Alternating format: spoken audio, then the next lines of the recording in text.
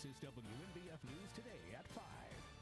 The curfew's there, but we can use it as a tool if necessary, if things go sideways, and hopefully that just won't be the case. The city of Charlotte remaining under curfew after a third night of protests over a deadly officer-involved shooting. Demonstrators chanting, "We want the tape," attempting to take over an interstate for a second time. The city is still under a state of emergency as the National Guard continues to try and keep the peace. WNBF is bringing you all of the latest developments in just a few minutes. First up, though, a Friday morning, we made it through a soggy work week, and we're still talking about the risk of some more locally heavy downpours for the day today. First alert Doppler radar taking at least a little bit of a breather from the showers and storms we had last night and very early this morning. Still a couple of spotty downpours out there right now. We've got one right on top of Highway 90 here to the north of North Myrtle Beach. That's kind of slowly drifting its way to the north. That'll be crossing over 905 here in about the next 10 or 15 minutes. Across the PD, we got some heavier showers just to the west of Florence, back towards Darlington. These are kind of backing their way off towards the west, so areas just south of Hartsville dealing with some downpours, and taking you to northern sections of Williamsburg County down around Cades. We have some of those showers around.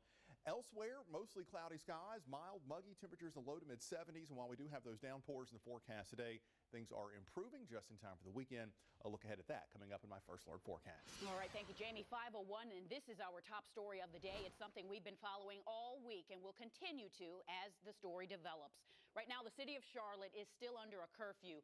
It remains in effect until 6 this morning. Mayor Jennifer Roberts imposed that curfew last night. She says she expects it to be in place for multiple days until officials determine they no longer need it. Protesters took to the streets for a third night last night. Police say they were peaceful. And we've learned that the man who was shot during those riots Wednesday night has died. Police identified that man as 26-year-old Justin Carr. Police say there is an active homicide right now underway. An investigation to find out who did it. He was shot just outside the Omni Hotel. A friend of the family spoke about his death. You know, everybody's hurt. Everybody loved him. Everybody loved him. He was a good kid, you know. A real tight family. Leaving the march, I felt positive, you know, and it all just changed in an instant.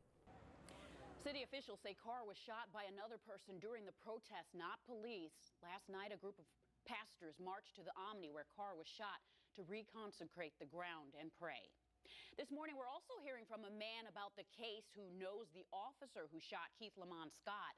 Michael Scurlock, a former NFL player, deputy sheriff, and friend of Officer Brent Vinson, spoke to CNN last night. He says Vinson is torn over what happened. Scurlock says he spoke to Vinson after the shooting happened Tuesday. The officer is torn because he had to take someone's life. You know, I've never met any individual, any officer that goes out on a daily basis and says, hey, I'm looking to take someone's life. Well, without going into great detail, I can tell you that, you know, it's nothing easy. It's nothing easy, and I know that he expressed that through the emotions of his voice. Officer Vinson has been with the Charlotte-Mecklenburg Police Department for 2 years in the Metro Division. He's currently on paid administrative leave, which is standard procedure. Well, the family of Keith Scott has seen videos showing his death. An attorney says the family watched those videos yesterday afternoon. The lawyer says they can't tell if Scott had anything in his hands when he was shot. It leaves more questions than answers, honestly. This video picks up where he is sitting in the car. You have two officers positioned on the far side of a pickup truck yelling commands at him. You actually can't see the other officers too well on the dash cam footage. It shows him stepping out after some time, and it shows him putting his hands down, walking calmly, and it shows him stepping back at the moment that he is shot and killed. Well, Charlotte's police chief says he won't release those videos while the criminal investigation continues. This morning, we are hearing an apology from a North Carolina congressman over comments he made on the BBC about the protesters in Charlotte. Take a listen. What is their grievance in their mind? Well, no, the grievance in their mind is the animus, the anger. They hate white people because white people are successful and they're not. Yeah, those comments being called inexcusable by the North Carolina Democratic Party, calling it hateful rhetoric. Pittenger later took to social media saying his only intent was to discuss the, quote, lack of economic mobility for African Americans because of failed policies. He released this statement, which says, "I apologize to those I offended and hope we can bring peace and calm to Charlotte." While those violent protests were happening on the streets of Charlotte, take a look there. We're learning one man tried to calm tensions by giving out hugs. Ken Wadike started the Free Hugs Project 2 years ago after the Boston bombings.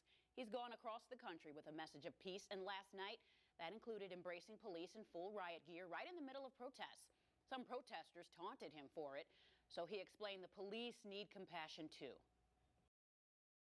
I think that there's this idea that people have, well, I'm angry and so I'm just going to lash out, and that's not the way to move about it. And so I try to make sure that when I'm out, I'm just reminding people that love and peaceful protests and things, that's going to be the way that we get past some of these things and be able to sit down and have real discussions as human beings.